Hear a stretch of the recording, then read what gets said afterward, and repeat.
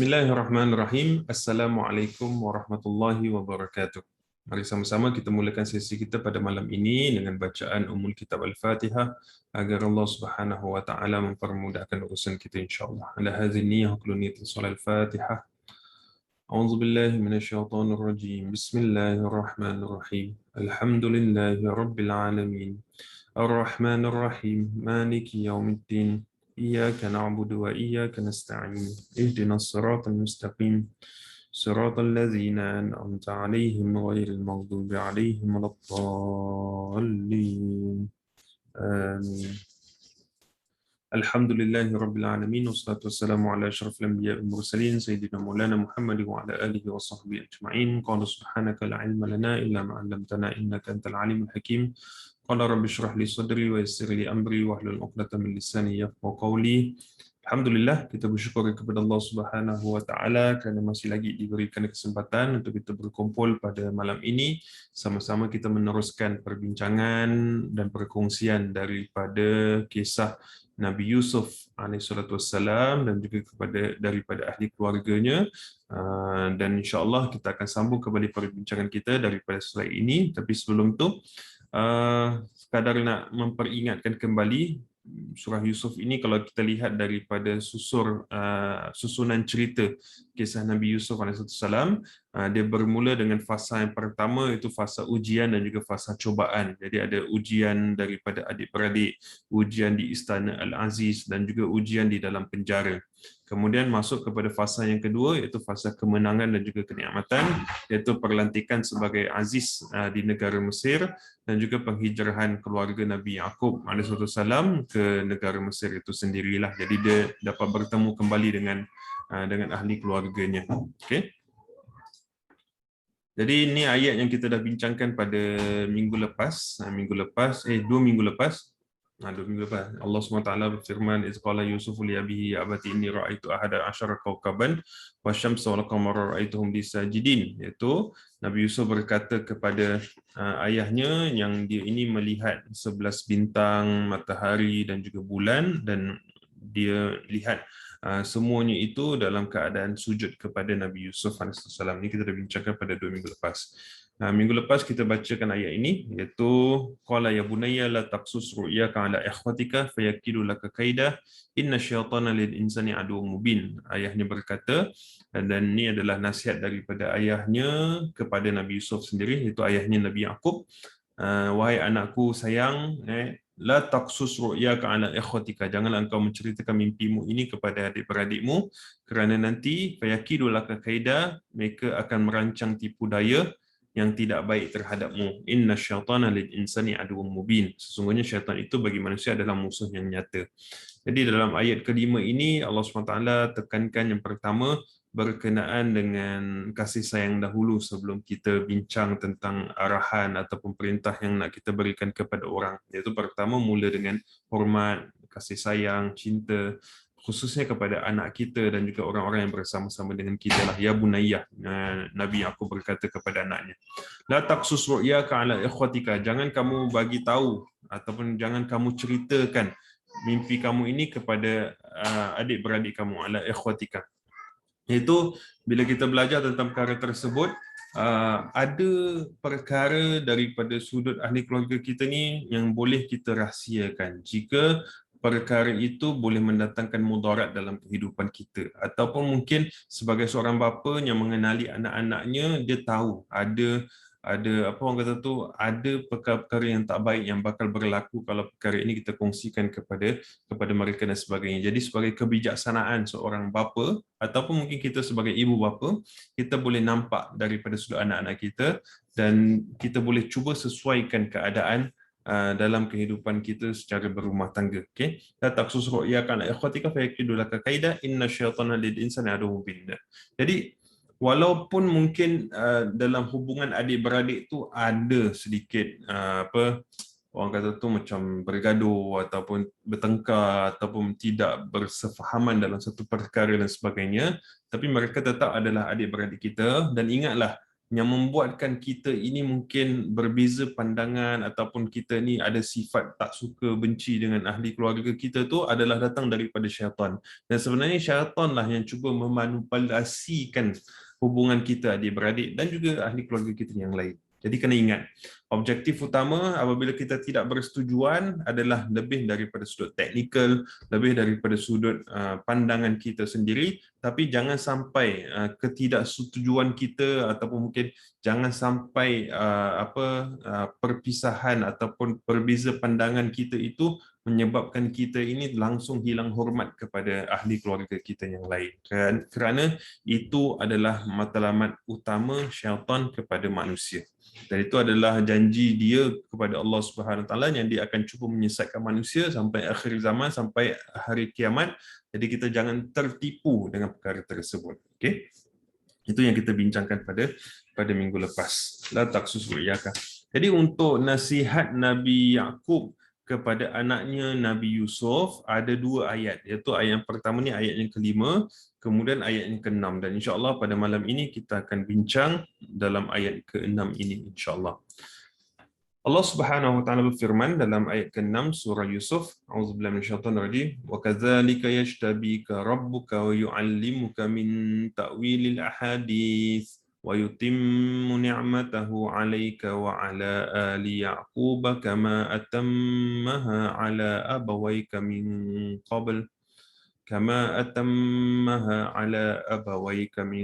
qabl Ibrahim wa Ishaq inna rabbaka alimun hakim.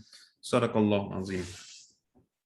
Okey, terjemahnya secara ringkas, dan demikianlah wakazalika, dan demikianlah Tuhanmu, yashtabika rabbuka, Tuhanmu memilihmu, wa yu'allimuka min ta'wilil ahadits, dan akan mengajarmu sebahagian takwil mimpi, wa yutimmu ni'matahu 'alaika, dan akan menyempurnakan nikmatnya kepadamu, wa 'ala ali Yaqub, dan kepada keluarga Yaqub, kama atammaha 'ala abawaika, sebagaimana dia telah menyempurnakannya sebelum ini kepada dua orang bapamu, dua orang tuamu, min qabl, daripada sebelumnya, Ibrahim wa Ishaq, iaitu Ibrahim dan juga Ishaq, yang kita kenal Nabi Ibrahim dan juga Nabi Ishaq.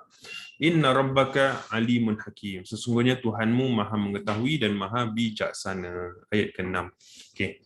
Jadi ini adalah nasihat Nabi Yaqub kepada anaknya Nabi Yusuf setelah dia bagi tahu yang dia ini melihat 11 bintang, matahari dan juga bulan sujud kepada dia. Okey.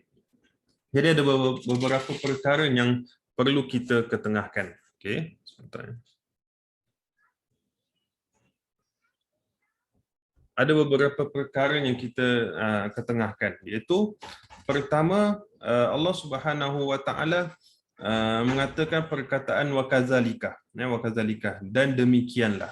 Jadi daripada sini dia kembali kepada ayat yang sebelumnya, iaitu ayat keempat, ayat keempat, di mana Allah Subhanahu wa taala menceritakan Nabi Yusuf berkata kepada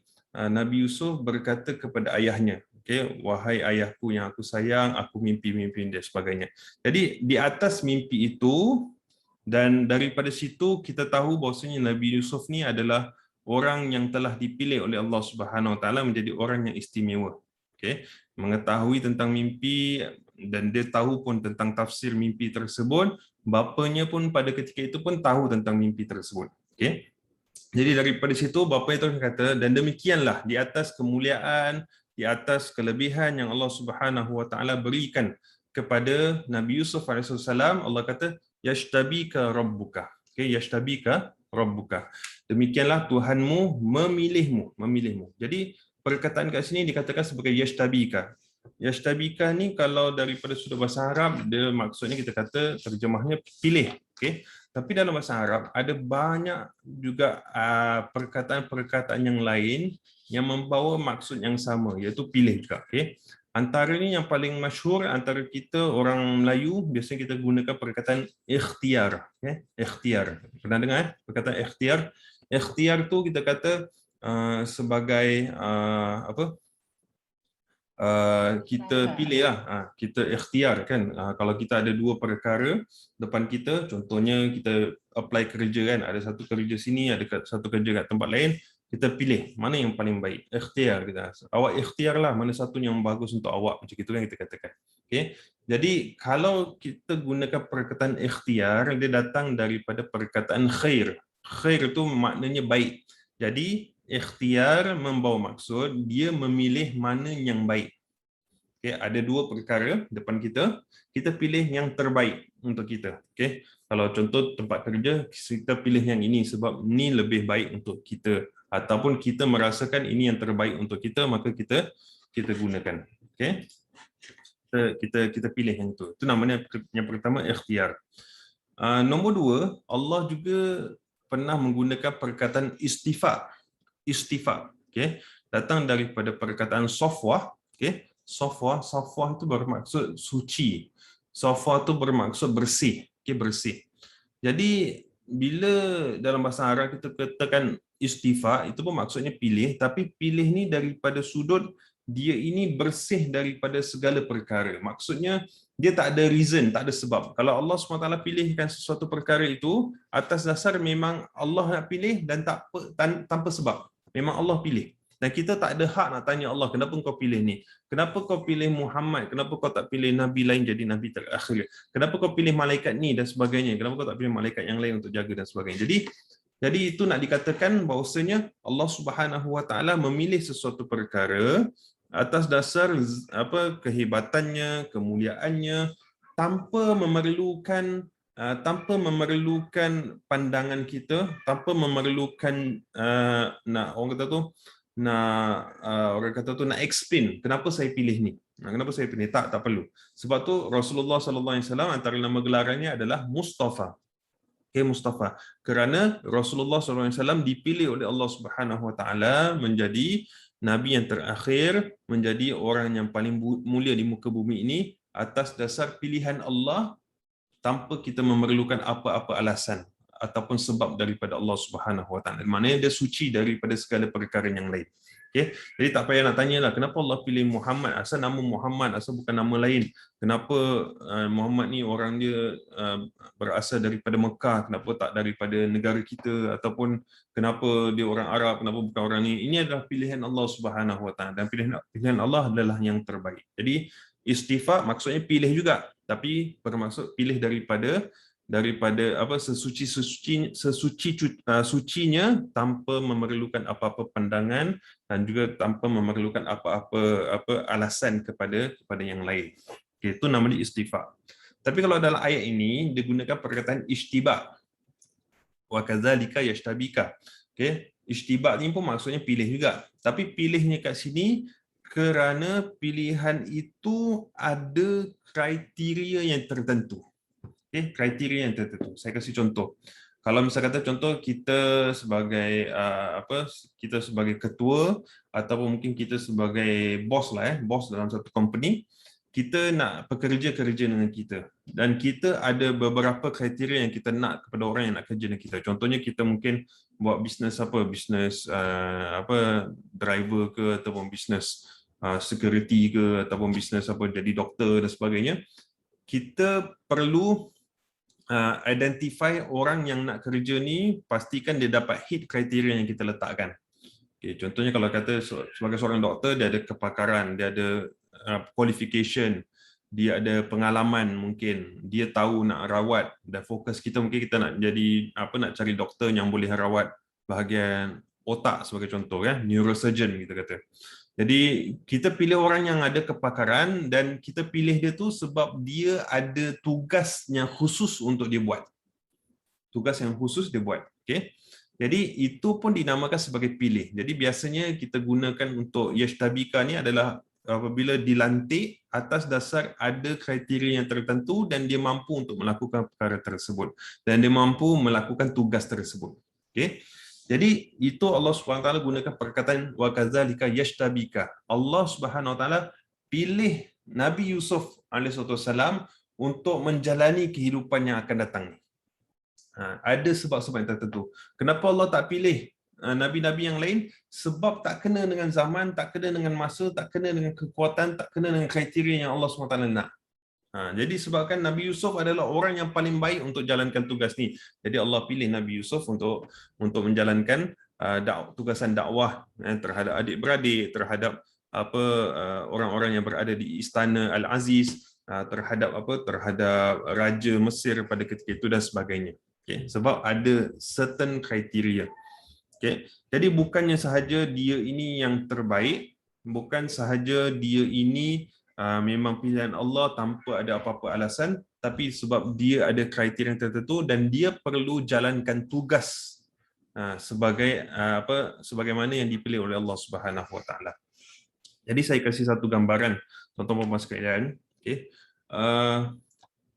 Kalau kita lihat dalam beberapa tempat ke ataupun dekat luar sana contohnya daripada sudut kepakaran seperti art sebagai contoh art tu apa yang dalam bahasa Melayu kita kata art tu kira macam lukisan ke, mungkin dia ada kepakaran dari sudut seni art seni, kesenian. Okey, dia daripada sudut talent dia, daripada sudut kepakaran dia, talent dia untuk tulis ataupun lakarkan ataupun dia buat muzik dan sebagainya, dia memang bagus. Okey, dia memang bagus. Dia memang layak untuk menjadi ahli muzik kerana memang kepakarannya, talentnya dalam melakukan perkara tersebut. Tapi bila orang itu dia pakar dalam bidang tersebut, tapi dia ada kelemahan yang lain. Sebagai contoh mungkin dia pakar dalam bidang ni, tapi dia malas, datang kerja selalu lambat, dia ini macam ambil sambil lewa, dia ini tak dengar cakap bos, dia ni macam dia tak ada package yang lain. Dia memang talent dia bagus, subhanallah bagus. Okay? Tapi yang lain semua kepakaran dia tak ada. Okay, kepakaran tak ada. Jadi orang itu tak dikira sebagai layak, walaupun dia pakar. Dan orang tu pandai melukis, tapi dia tak ada disiplin. Orang itu bagus dalam buat muzik, tapi dia ini selalu bermalas-malasan. Ataupun orang itu dia ini memang pakar, contohnya perubatan, contohnya jadi doktor, dia memang bagus, tapi dia ni tak ada teamwork, dia tak dengar cakap bos, dia ikut cakap dia je dan sebagainya. Itu pun kita cakap orang yang tak berkelayakan untuk berada di tempat tersebut. Jadi Nabi Yusuf AS, dia ini ada kepakaran dia. Okay? Dia ada kepakaran dia. Dan kemudian dalam dia ada kepakaran, dia juga ada disiplin.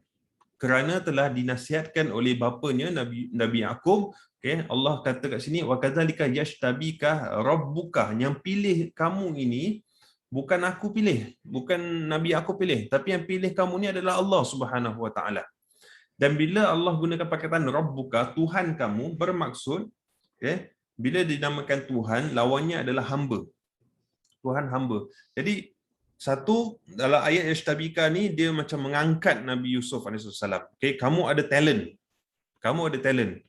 Tapi dalam masa yang sama kamu ni adalah hamba. Jadi dia put Nabi Yusuf in balance. Okay, in balance. Kamu ni memang ada talent tapi perlu disiplin sebab kamu ni sedang bekerja dengan Tuhan, bekerja dengan Allah Subhanahu Wa Taala. Kamu ni ada KPI yang nak kena hit. Ada KPI yang kena hit, tak boleh sembarang-sembarang. Ada orang bila kata ada talent, orang kata tu dia besar kepala ataupun dia rasa macam aku bagus, semua orang nak aku, jadi aku boleh elak-elak, aku boleh paksa orang bayar harga tinggi dan sebagainya. Tak.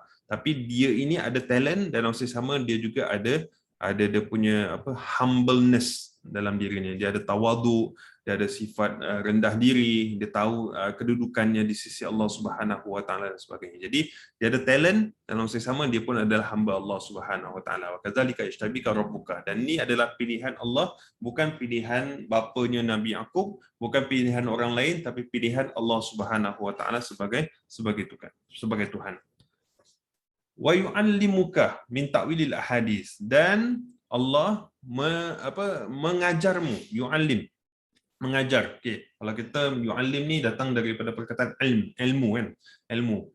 Dan bila kita kata Allah mengajar kita ilmu, bila kita faham perkataan mengajar ini, dia bukanlah satu perkara yang sekejap.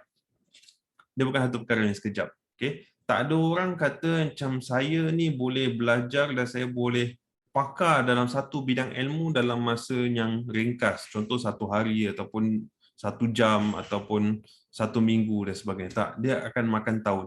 Contohnya even kalau orang yang ambil kursus nak jadi doktor sebagai contoh, dia akan makan masa yang mungkin 4 tahun, 5 tahun ambil degree daripada awal sekolah rendah, sekolah ni dan sebagainya. Ada dia punya foundation ilmu yang dia perlu ambil. Kemudian dia ada takhasus, dia ada fokus, dia belajar tentang ilmu perubatan, dan kemudian bila dah keluar dia ada on the job training, dan barulah dia boleh jadi seorang doktor yang baik. Jadi mengajar atau belajar itu memerlukan proses yang panjang, bukan proses yang pendek. Okay? Mengajar adalah proses yang panjang, bukan proses yang pendek. Jadi bila Allah kata dengan bila Nabi Yaqub berkata kepada Nabi Yusuf dalam ayat ini, dia kata Allah akan mengajar kamu tentang takwil mimpi tu, tentang maksud mimpi kamu tu. Jadi daripada situ ada maksud bahawasanya perjalanan untuk mengetahui maksud mimpi itu akan makan masa yang panjang. Dan memang betul perjalanannya sangat jauh daripada rumah, dekat Palestin, masuk dekat dalam gaung, masuk dekat dalam perigi yang gelap, kemudian dijual sebagai hamba dekat Mesir, duduk dekat istana bersama dengan Perdana Menteri Mesir, kemudian dimasukkan dalam penjara, kemudian dikeluarkan, kemudian jadi penasihat kepada raja, kemudian jadi Perdana Menteri dekat negara Mesir tersebut, sampailah kembali jumpa dengan ibu bapanya dan juga adik-beradik yang lain. Dan dia makan tahun, saya tak tahu, daripada kecil sampailah, kalau bayangkan umurnya daripada umur kecil, umur kecil tu kurang daripada 10 tahun sampai jadi Perdana Menteri. Mungkin umurnya berapa? Saya tak tahu, Allahu a'lam. Nak tunjukkan perjalanan yang lama, barulah Allah bagi tahu ini semua perjalanan ini adalah takwil mimpi kamu. Dia bukan satu perjalanan yang sekejap. Jadi daripada perkataan wa yu'allimuka, dia memberitahu, Nabi Yaqub memberitahu kepada Nabi Yusuf bahwasanya perjalanan kamu ini panjang, dan setiap perjalanan itu akan dibantu oleh Allah, akan dididik oleh Allah Subhanahu wa taala sendiri. Kerana Allah yang pilih kamu dan Allah yang akan mendidik kamu. Allah yang akan mendidik kamu. Jadi kalau saya nak kongsikan sedikit tuan-tuan dan puan, bila kita cakap kita ni nak belajar ilmu, khususnya kita belajar ilmu Allah Subhanahu taala, yang ajar kita adalah Allah, bukan tok guru ke, bukan ustaz ke, bukan cikgu, tapi itu adalah ilmu datang daripada innamal ilmu indallah. Semua ilmu tu datang daripada Allah Subhanahu taala. Tapi kita lihat kriteria Allah Subhanahu taala mendidik kita dalam surah Ar-Rahman.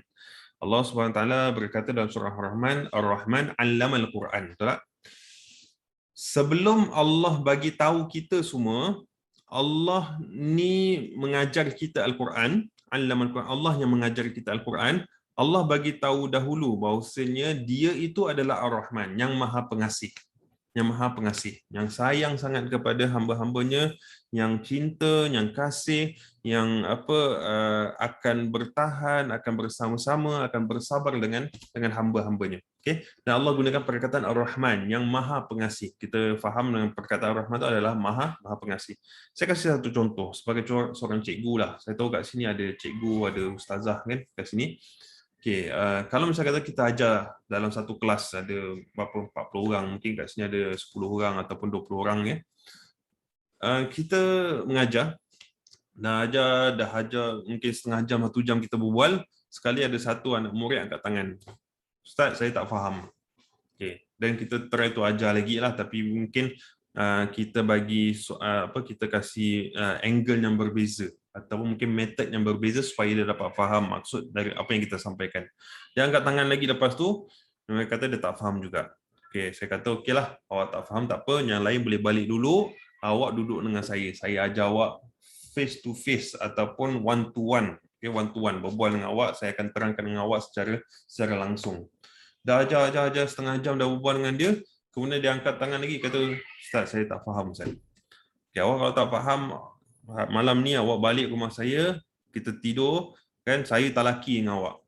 Saya duduk dengan awak sampai awak faham. 1 malam dengan awak. Awak balik rumah saya, kita buat sama-sama. dah balik rumah, dah duduk, dah kasih makan, apa pun yang kita ajar lagi, terangkan satu persatu, satu ayat, pun dia cakap, Ustaz, saya tak faham. Saya rasa time tu mungkin kita dah give up lah. Mungkin dah give up, mungkin kita rasa macam, kau ni main-main ke aku lah, mungkin cerita. Macam, ni betul tak betul ni? Mungkin kita akan rasa marah, kita akan rasa mungkin dipermainkan dan sebagainya. Itu kita sebagai seorang guru, apabila kita jumpa anak murid macam itu. Kita bayangkan Rasulullah SAW mengajarkan Al-Quran kepada umat pada ketika itu, kepada orang Quraisy dan sebagainya. Mereka faham, mereka tahu, tapi mereka buat-buat tak tahu. Mereka tak nak terima. Mereka enggan nak percaya dan sebagainya. Tapi Allah SWT mengatakan, sebelum kamu ni semua nak belajar Al-Quran, kamu kena tahu, aku ni adalah Ar-Rahman, yang maha pengasih, sayang sangat kepada hamba-hambaku. Itu sepatutnya mentaliti kita apabila kita nak mengajar. Yang pertama sekali, kita mesti ada sifat sayang kita kepada anak murid kita. Jadi begitu juga Allah SWT memberitahu kepada Nabi Yusuf AS, dia sendiri yang akan mengajar Nabi Yusuf perjalanan kehidupannya tentang takwil mimpi tersebut. Kemudian Allah kata, aku pilih kamu memang sebab kamu special, dan aku sendiri yang akan mengajar kamu, dan aku ni ada sifat Ar-Rahman, kasih sayang kepada hamba-hambanya. Jadi perjalanan kehidupan tu bukan perjalanan yang happy-happy. Perjalanan Nabi Yusuf ni bukan perjalanan yang mudah, perjalanan yang susah, yang pedih, yang sakit dan sebagainya. Tapi itu semua ada pengajaran daripada Allah Subhanahu Wa Taala. Ada manfaat untuk kita hamba-hambanya apabila kita merempuhi ujian dan juga cabaran. Jadi wa yu'allimuka min ta'wil hadis. Okey. Jadi satu poin lagi, bila saya cuba try word by word, jadi at least kita dapat faham. Kalau misalnya kata ada soalan dan sebagainya, boleh just tanya dekat chat, nanti insya-Allah saya akan cuba ketengahkan. Allah SWT gunakan kat sini wa yu'allimuka min ta'wilil hadis. Min ta'wil ahadis. Kalau kat sini terjemahnya mengajarmu sebahagian takwil mimpi.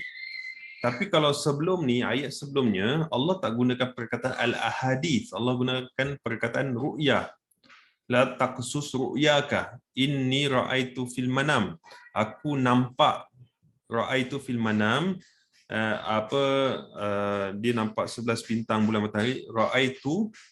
Ra'aituhum li sajidin, kata Nabi Yusuf, aku nampak mereka. Jadi itu mimpinya. Okey. Kemudian Nabi Yaqub kata la taqsus ru'yaka, jangan kamu bagi tahu mimpi kamu. Tapi kat sini kan, wa yu'allimuka, Allah akan mengajar kamu takwil mimpi, tapi perkataannya adalah al-ahadits. Al-ahadits ni bukan dalam bahasa Arab, dia bukan maksudnya mimpi, tapi maksudnya adalah al-ahadits ni kita boleh cakap contoh cerita. Okey, cerita ataupun perkara yang baru. Contohnya kita kata kita baca hadis Nabi SAW, kan hadis tu al-hadis kat sini.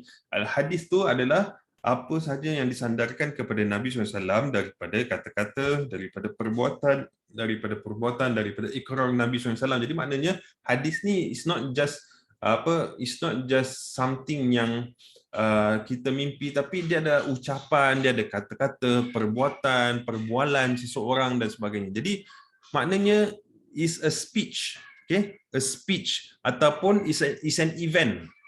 It's an event. Maknanya perjalanan Nabi Yusuf AS ni akan ada banyak perbicaraan, akan ada banyak perbualan, akan ada banyak kata-kata, akan ada banyak event-event yang tertentu yang dia perlu rempuhi. So it's not just mimpi, okay? It's not just mimpi. Mimpi is one part, tapi dia adalah takwil dalam semua perbicaraan. Jadi Nabi Yusuf AS perjalanan kehidupannya sangat panjang, jauh, dan dalam contohnya dalam perjalanan Nabi Yusuf berada dekat istana. Dan apabila dia berada di istana, okay, dalam dia sebagai jadi pelayan dekat istana tu, dia akan jumpa orang-orang yang besar-besarlah, orang yang besar seperti menteri, jadi jumpa Perdana Menteri, jumpa menteri dalam bahagian tu, menteri dalam bahagian ni, jumpa raja, jumpa apa dan sebagainya kan. Dan dalam perjumpaan mereka itu dia akan mendengar conversation yang berlaku dekat istana tersebut. Okay. Jadi daripada situlah dia dapat pick up banyak ilmu-ilmu. untuk dia pada satu masa nanti dia boleh jadi raja, dia boleh jadi Perdana Menteri pula pada ketika itu. Jadi nak tunjukkan bahawasanya dia bukan sahaja nak menafsirkan ataupun mentakwilkan mimpi, tapi dia ini mendapat ilmu tambahan daripada perjalanan kehidupannya, sehingga kan bayangkan dia ini jadi Perdana Menteri pada satu ketika dahulu, tapi sebelum tu dia masuk penjara, dia berada di bawah perigi, kan, dia ini dijual jadi hamba dan sebagainya. Jadi dia dimulakan oleh Allah SWT atas dasar ilmu-ilmu yang dia dapat diraih daripada perjalanan kehidupan Nabi Yusuf AS.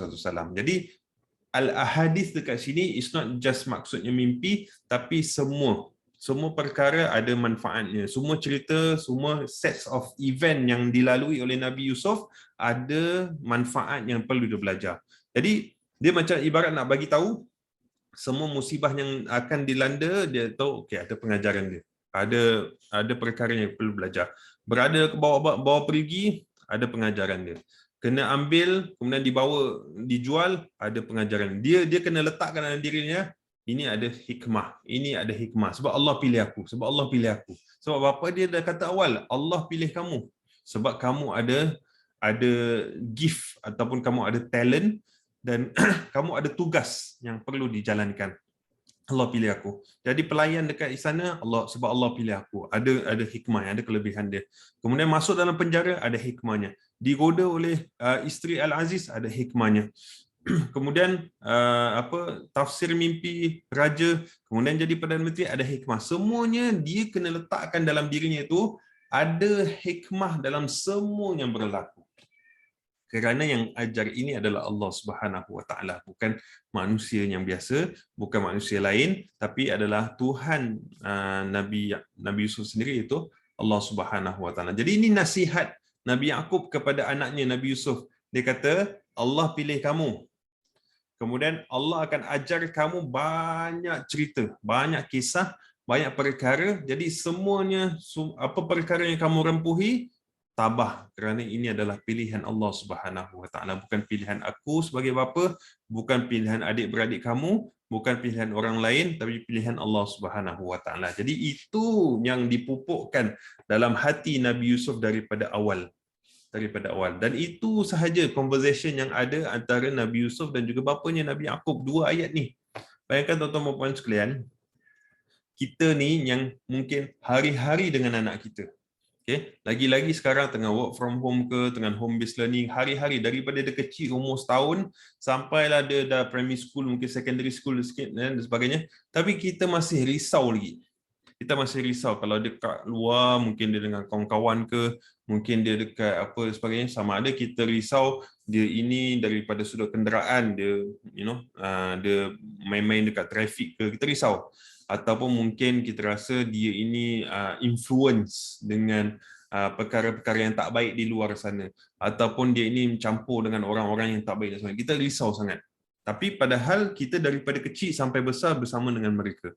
Okay? Tapi bayangkan keadaan Nabi Yaqub yang hanya dapat 2 ayat dia berbual. Ini je conversation yang ada dalam Quran yang Allah SWT ceritakan, yang dia dapat berbual dengan Nabi Yusuf. Tapi bayangkan kehidupan Nabi Yusuf selepas itu dijaga, dipelihara oleh Allah Subhanahu Wa Taala kerana ada ilmunya, kemudian ada keistimewaan daripada Nabi Yusuf, dan dia tahu jaga diri.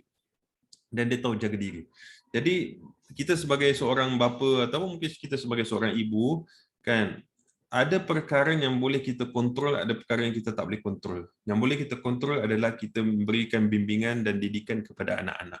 Tapi apa yang kita tak boleh kontrol adalah perbuatan mereka di belakang kita. Dan itu kita serahkan kepada Allah Subhanahu Wa Taala. Tapi nilai, value yang utama yang perlu kita pupuk masuk dalam hati mereka, itulah yang utama, yang penting. Dan ini yang telah dipupuk oleh Nabi Yaqub. Kerana Nabi Yaqub tahu abang-abang dia confirm akan buat satu skim ataupun satu perkara yang tak baik kepada adik dia. Dan dia rasakan macam satu hari ni Nabi Yusuf akan jauh dengan dia, iaitu dia lihat bintang, bulan, matahari, betul tak? Itu tempat yang jauh. Kemudian datang sujud dekat balik. Maknanya Nabi Yaqub dah tafsirkan bahawasanya okey, satu hari nanti Nabi Yusuf ni akan pergi jauh daripada aku, kemudian satu hari aku akan jumpa kembali kepada dia. Jadi inilah nasihat yang diberikan Nabi Yaqub kepada anaknya Nabi Yusuf. Okey. Wa yu'allimuka min ta'wil ahadits wa yutimmu ni'matahu 'alaika, dan Allah Subhanahu Wa Taala akan menyempurnakan nikmatnya kepada kamu, ke atas kamu. Jadi maknanya nikmat yang Allah SWT berikan kepada Nabi Yusuf alaihissalam daripada awal. Tapi kalau kita lihat perjalanan Nabi Yusuf ini, bukannya kita kata nikmat, kan? Masuk pergi, kemudian dijual jadi hamba, duduk dekat istana raja jadi pelayan, kemudian digoda oleh isteri Al-Aziz, kemudian masuk dalam penjara. Di hujungnya baru nikmat.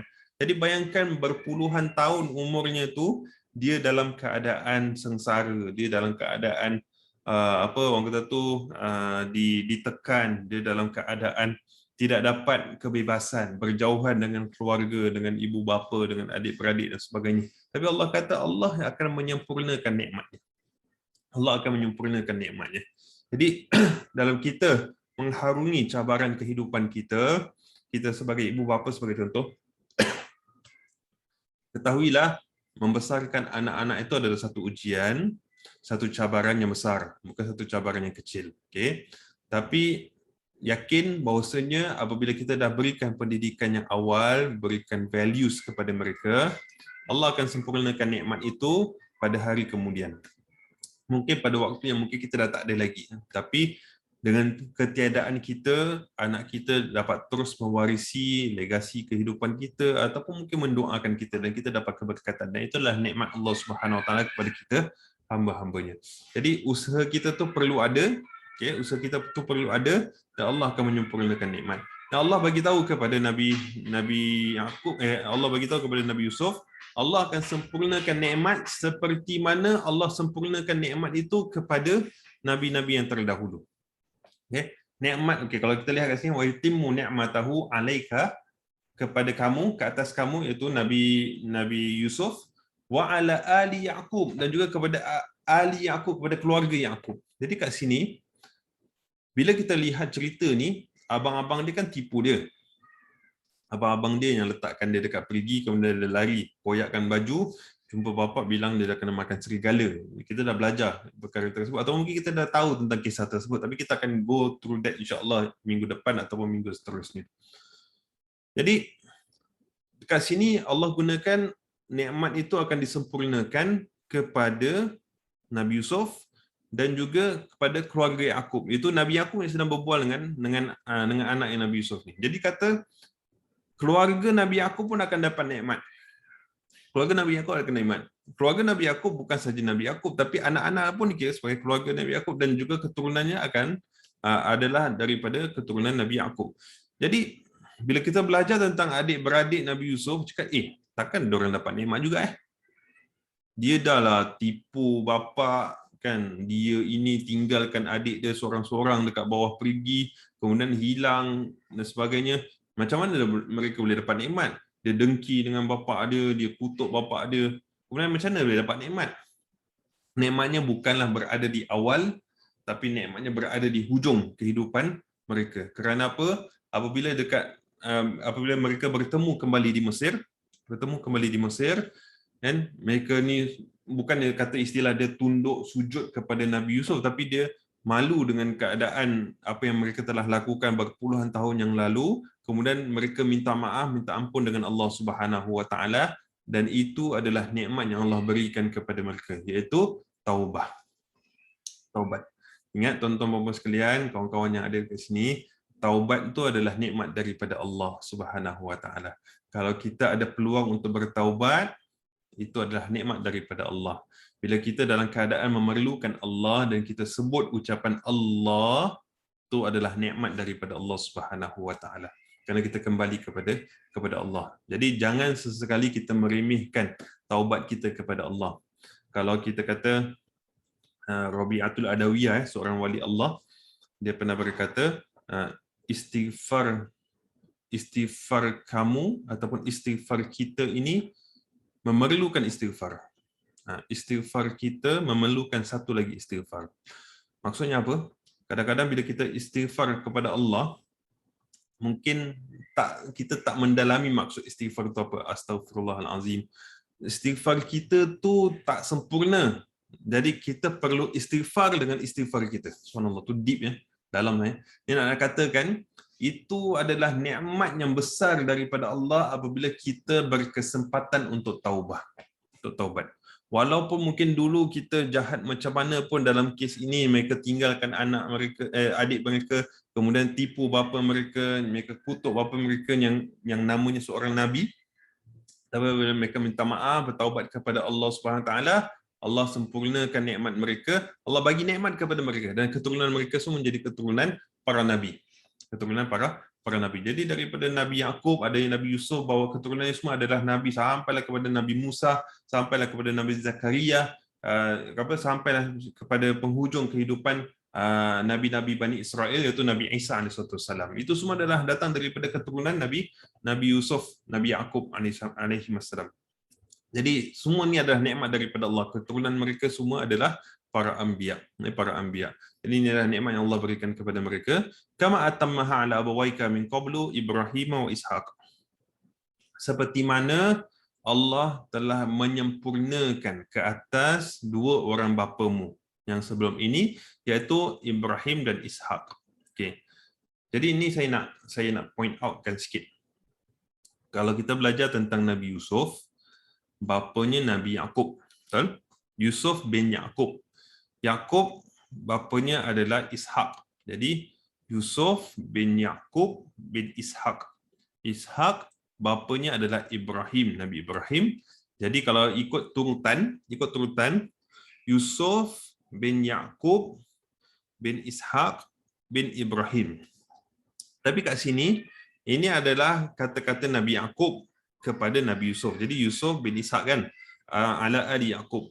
Jadi Nabi Yaqub kalau kata ikut turutan, dia sepatutnya kata kan, bapa kamu ataupun datuk kamu yang paling dekat adalah Ishaq. Jadi maknanya kan, dia kena kata kama atammaha ala abawaika min qablu Ishaq wa Ibrahim. Baru ikut turutan kan, Yusuf, Yaqub, Ishaq, Ibrahim. Tapi kat sini Nabi Yaqub kata Ibrahim dulu, noyang kamu dulu, baru datuk kamu. Noyang dulu, baru datuk. Jadi kita kena fikirkan kat sini, kenapa Allah mulakan perkataan Ibrahim dulu baru Ishaq? Patutnya kena Ishaq dulu baru Ibrahim, baru ikut turutan kan, Yusuf, Yaqub, Ishaq, Ibrahim. Okey, mula dengan Nabi Ibrahim. Nabi Ibrahim ni penting. Okey, Nabi Ibrahim ni penting. Jadi Nabi Ibrahim dia adalah bapa kepada dua keturunan yang besar, iaitu keturunan Arab, iaitu Nabi Ismail, dan bawahnya hujung sekali ada Nabi Muhammad SAW. Kemudian daripada yang sebelah Nabi Ishaq, keturunannya Nabi Yaqub, kemudian Nabi Yusuf, dan bawahnya semua adalah keturunan Nabi-Nabi Yahudi. Okay, so daripada susur galur yang ini. Tapi atasnya ni adalah Nabi Ibrahim. Jadi kita kena belajar tentang Nabi Ibrahim AS. Siapa tu Nabi Ibrahim? Okay. Nabi Ibrahim AS adalah seorang Nabi yang taat setianya sangat kuat kepada Allah Subhanahu Wa Taala. Dia sanggup mengorbankan dirinya, dia sanggup mengorbankan ahli keluarganya, dia sanggup mengorbankan isterinya, anaknya kepada jalan Allah Subhanahu Wa Taala. Itu Nabi Ibrahim. Dia taat setia pada Allah. Apa pun perkara yang berlaku, dia akan taat setia pada Allah. Daripada awal, daripada bapanya tak beriman, okay. Kemudian dia ni dicampak dalam api, okay. Kemudian dia dihalau daripada negeri, dia kahwin berpuluh-puluh tahun tak dapat anak, bila dapat anak kena tinggalkan, kemudian bila patah balik jumpa anak tu kena sembelih, kena korbankan, dan semuanya itu adalah usaha Nabi Ibrahim AS. Jadi taat setia Nabi Ibrahim AS adalah nasihat kepada Nabi Yusuf AS. Kamu akan menjalani banyak ujian.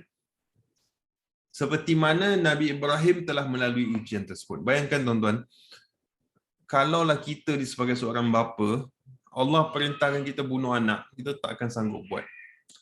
Kita kalau mimpi anak cedera pun kita nangis, bangun tidur dulu, betul tak?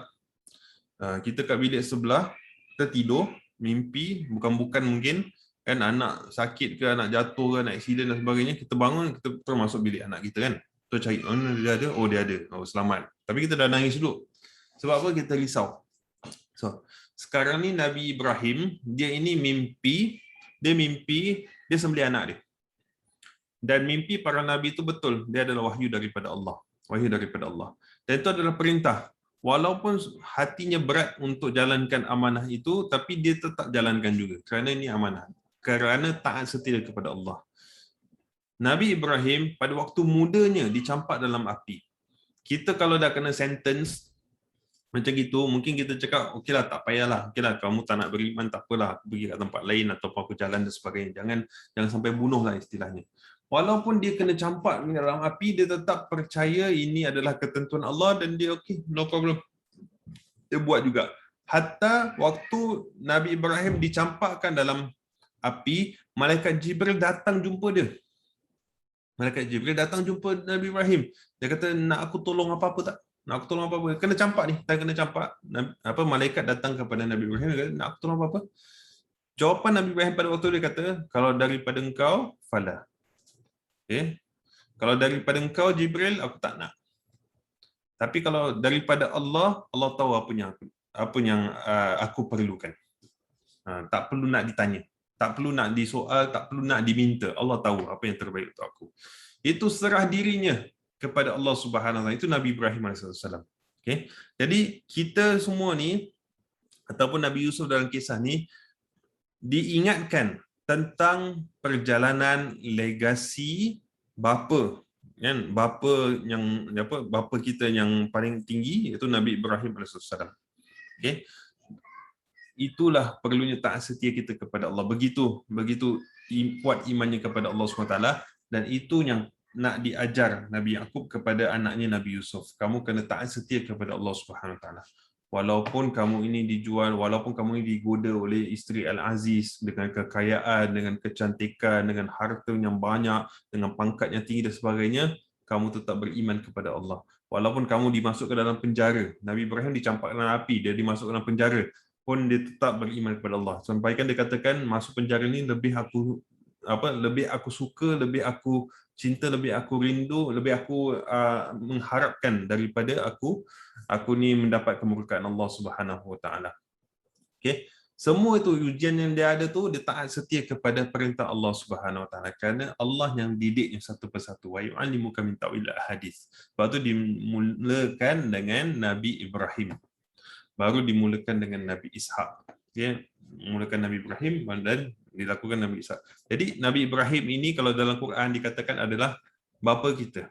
Millata abina Ibrahim. Dalam Quran Allah katakan, kita semua, kita ni umat Nabi Muhammad SAW, kita sedang meneruskan perjuangan legasi Nabi Ibrahim AS.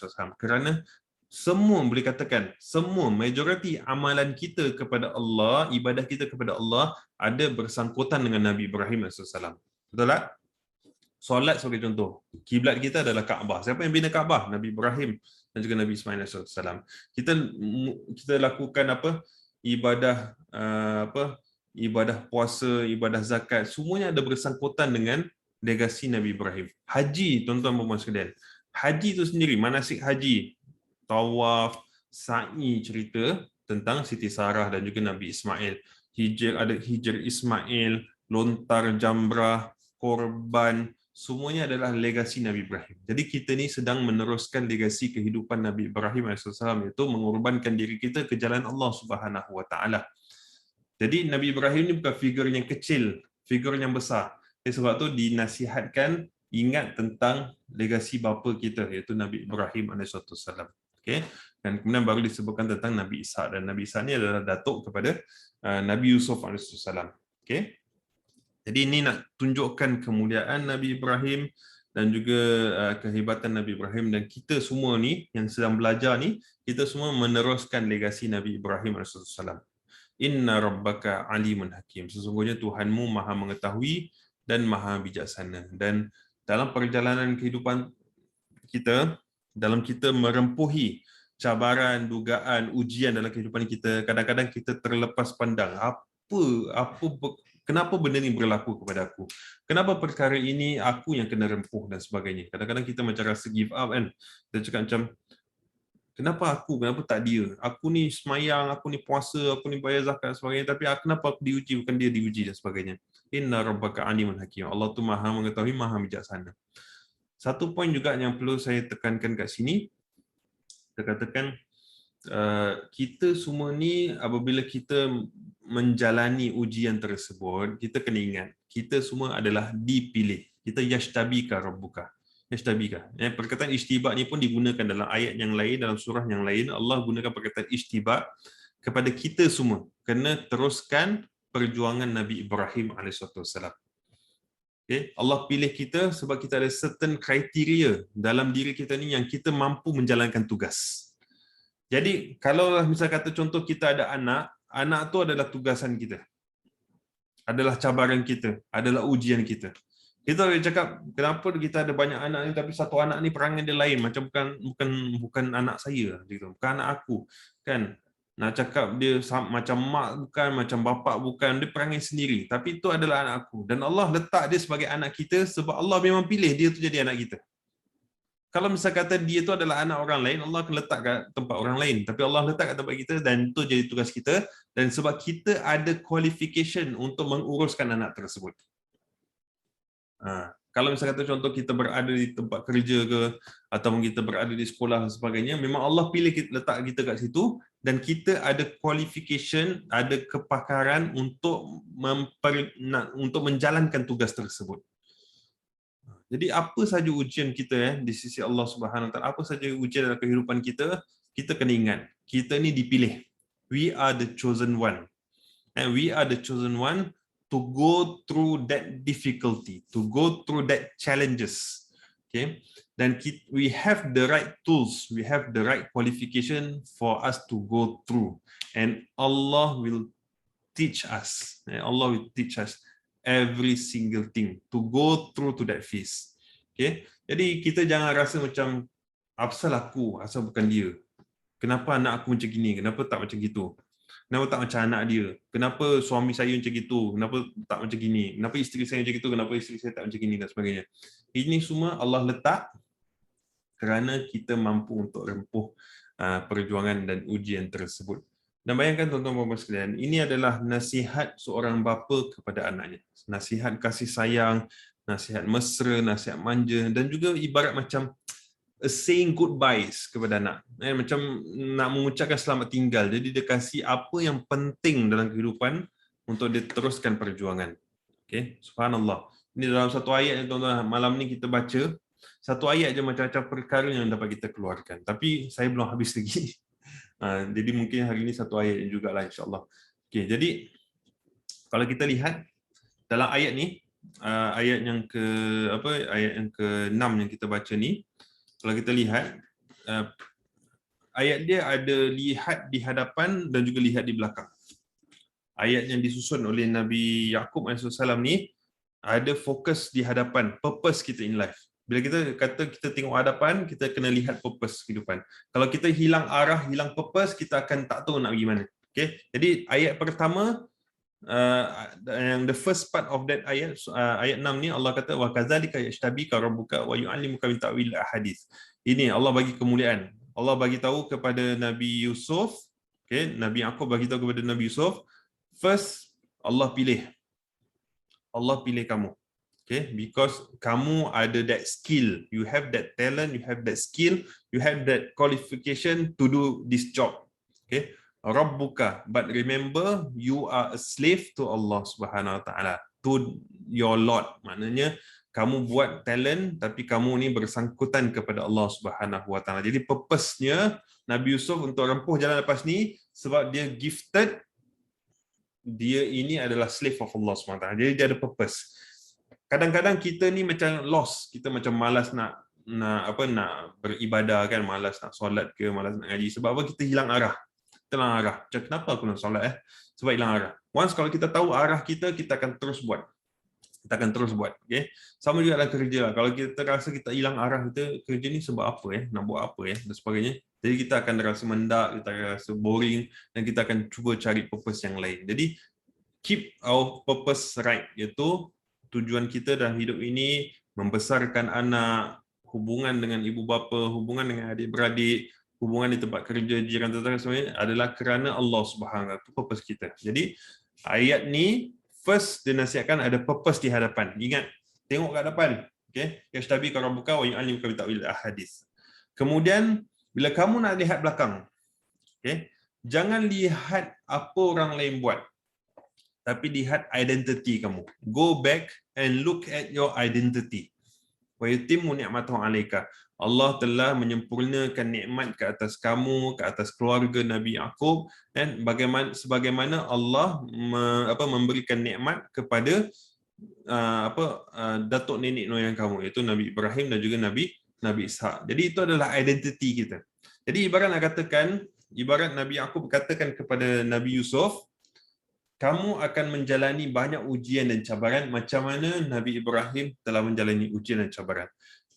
Dia, Nabi Ibrahim ataupun datuk nenek moyang kamu telah bersusah payah, bertungkus lumus, mengorbankan nyawa, mengorbankan jiwa, mengorbankan hati, mengorbankan diri untuk kamu, supaya kamu mengenali Allah Subhanahu Wa Taala. That is the purpose. Macam kita ibu bapa, kita buat sungguh-sungguh untuk anak supaya anak ni ingat kenal Allah Subhanahu Wa Taala, kenal Rasulullah SAW, ataupun dapat ilmu, dapat hidup, dapat membesar dan sebagainya. Jadi bila nak teruskan kehidupan, anak itu perlu tahu identiti dia datang daripada mana. Kerana kalau kita tak teruskan legasi, Nabi Ibrahim dah susah payah, mengorbankan nyawa, mengorbankan jiwa sebagainya, tiba-tiba anak cucu tak nak teruskan legasi tersebut. Ibarat macam sia-sia lah. Macam contoh kita sebagai ibu bapa, kita dah tanamkan benih kepada anak-anak, bila dah besar, anak-anak tak gunakan. Anak-anak tak manfaatkan, ataupun anak-anak buat benda lain. Kita akan rasa, penat aku, sibuk siang malam, pagi petang, untuk engkau ni belajar, untuk engkau ni tahu tentang perkara tersebut, tapi lah kau tak nak ambil, tak nak peduli, ataupun tak nak ambil perhatian. Jadi kita akan rasa sedih. Jadi bila tengok belakang, kan, Nabi Yaqub bagi tahu, kau tengok siapa datuk kamu, tengok siapa noyang kamu, iaitu Nabi Ibrahim. Ingat perjuangan dia, iaitu perjuangannya taat setia pada Allah Subhanahu Wa Taala. That is your identity. Kalau kamu tak teruskan kehidupan, tak teruskan legasi, kamu telah menghancurkan legasi yang lama. Jadi dia ada tanggungjawab, dia ada amanah yang dia perlu teruskan perjuangan dia. Jadi lihat di hadapan, purpose in life, iaitu menuju pada Allah. Lihat di belakang sebagai identiti kehidupan kita. Okay. Kenapa kita perlu buat ni? Sebab datuk nenek moyang kita yang bersusah payah untuk teruskan kehidupan ni. Jadi kita kena teruskan. Okay. Jadi purpose ada, identity ada. Yang lagi satu pula, saya katakan ni, nasihat sepanjang masa. Kalau kita kata tentang masa, kan, kalau dari sudut kalau kita belajar English kan, kita ada 3 tense kan. Kita ada present tense, kita ada past tense, kita ada future tense. Dan kalau dalam bahasa Arab pun kita ada fi'il madhi, past tense, kita ada fi'il mudhari', present tense, kita ada fi'il amr, future tense. Okay, future tense. Jadi dalam nasihat Nabi Yaqub alaihissalam ada past tense, future tense, present tense.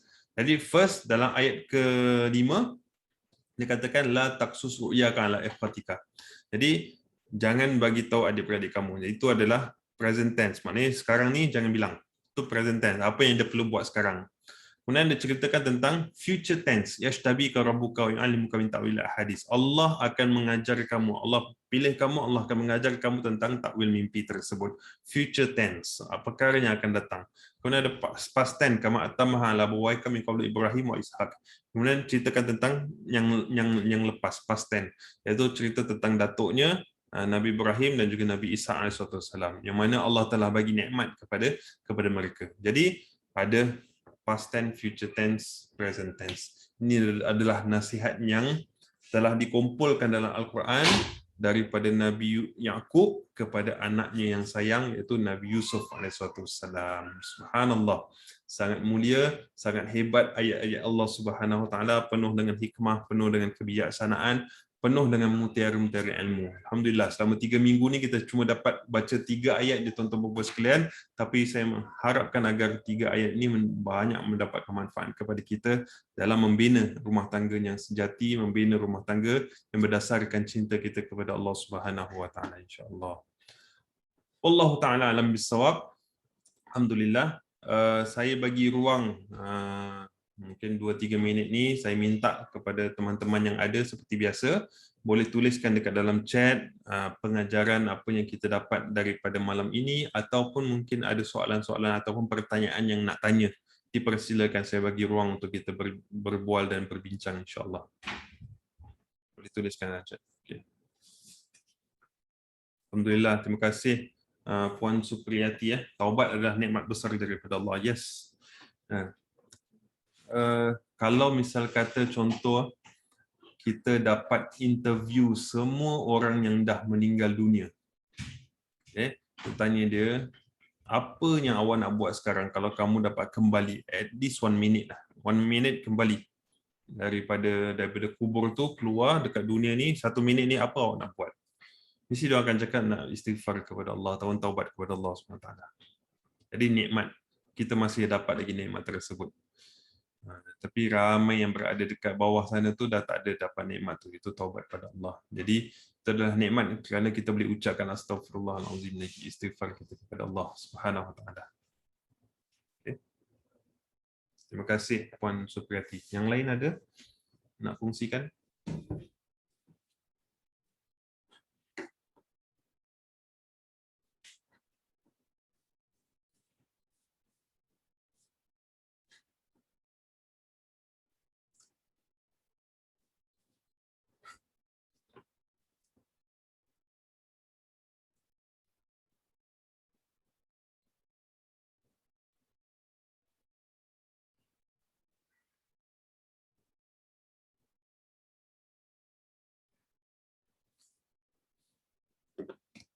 Okay. Ada Zair. Keep our purpose right. If you are lost, look back at our identity, tahan kepada Allah. Yes. Ya. Yeah. Kalau kita nak relatekan dalam kehidupan kita, saya yakin kat sini kebanyakan yang ada semua adalah orang Melayu, orang Singapura. Kita kena lihat purpose kita dalam kehidupan kita sebagai seorang Muslim di Singapura ni apa. Kita nak jadi apa? Kita nak jadi warga negara yang baik, warga negara yang beriman kepada Allah dan Rasulullah SAW, dan sama kita adalah warga negara yang berbakti kepada masyarakat secara amnya. Tapi lihat identiti kita. Identiti kita mungkin datuk nenek moyang kita dahulu bersusah payah untuk memastikan kita ni ada tempat dekat negara ni. Boleh berbakti, boleh berkhidmat, boleh hidup. Jadi jangan sampai kita rosakkan perjalanan perjuangan mereka tu dengan kita tanpa ada ilmu untuk kita membina ataupun kita melakukan satu perkara. Jadi kita nak kena faham dan kenal identiti kita, baru kita boleh memahami purpose kita dalam kehidupan. Kalau seorang guru saya, dia pernah nasihatkan, dia kata orang yang tak meraihkan masa lalu, dia tidak boleh meraihkan pada masa depan.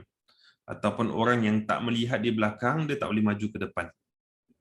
Orang yang tak lihat di belakang, tak boleh maju ke depan. Betul tak?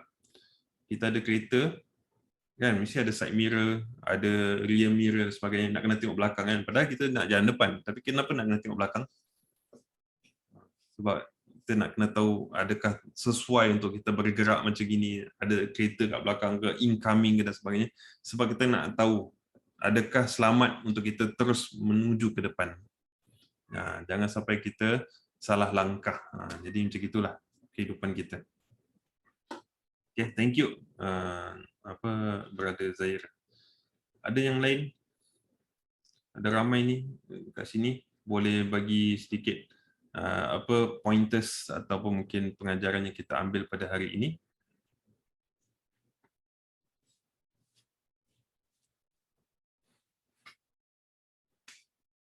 Ada mungkin lagi satu ataupun dua.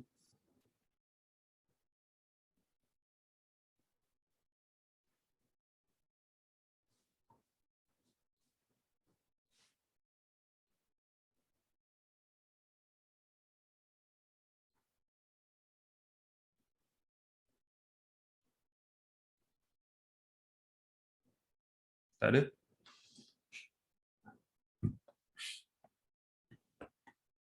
Ada? Tak ada? Okay. Thank you, Sis Julie.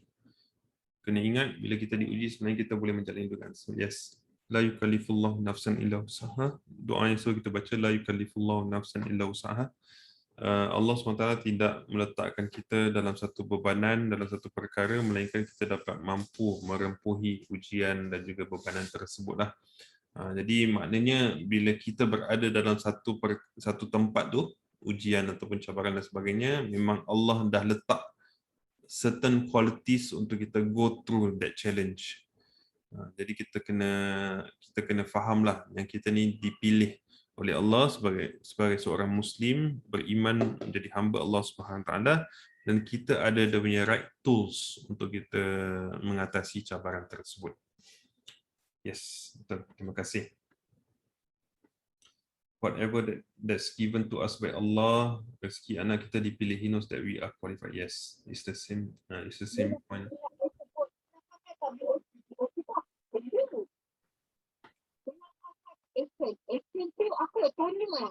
Masya Allah. Oh, Masya Allah. Okey. Jadi jadi kena ingat yang setiap kalau misalnya kata kita tengok macam kita rasa macam nak give up nak membesarkan anak ni problem lah, susah lah, ataupun kita rasa macam oh mak bapak kita ni problem lah, ataupun adik-beradik kita problem dan sebagainya, kita kena ingat kita berada dekat situ memang sebab Allah nak kita ada kat situ lah. So ada purpose in life. Teruskan. Setiap pilihan atau apa yang ditakdirkan dari Allah adalah yang tepat walaupun buruk di pandangan kita. Yes. Apa yang kita rasa baik untuk kita mungkin buruk di pandangan Allah. Apa yang kita rasa buruk daripada pandangan kita mungkin itu adalah baik daripada Allah Subhanahu Wa Taala. Apapun apa yang berlaku di hadapan kita, kita kena redha, kita kena cekal, kita kena teruskan perjuangan. InsyaAllah, semoga Allah Subhanahu Wa Taala mudahkan segala urusan kita lah. InsyaAllah. Alhamdulillah. Terima kasih diucapkan kepada semua teman-teman, tuan-tuan dan puan yang ada dalam sesi ini. Kita berharap kita dapat bertemu lagi pada minggu hadapan, dan minggu hadapan adalah sesi yang terakhir bagi modul yang pertama ini. InsyaAllah kita akan ada teruskan modul yang seterusnya, itu kita akan bermula pada bulan November nanti, minggu kedua bulan November. Nanti saya akan maklumkan menerusi email, dan juga mungkin boleh lihat daripada Instagram Rumaisa Institute lah. InsyaAllah ada maklumat lanjut akan berada dekat situ. InsyaAllah. Terima kasih diucapkan. Semoga kita bertemu lagi. Kita tutup dengan tasbih kafarah dan juga suratul Asr. Subhanakallahumma wa bihamdika. Asyhadu an la ilaha illa anta astaghfiruka wa atubu ilaik. Bismillahirrahmanirrahim. Wal 'asri innal insana lafi khusr illa allazina amanu wa 'amilus solihat wa tawassaw bil haqqi wa tawassaw bis sabr. Sallallahu ala sayyidina maulana wa ala alihi wa sahbihi wasallam. Alhamdulillahirabbil alamin. Terima kasih. Assalamualaikum warahmatullahi wabarakatuh.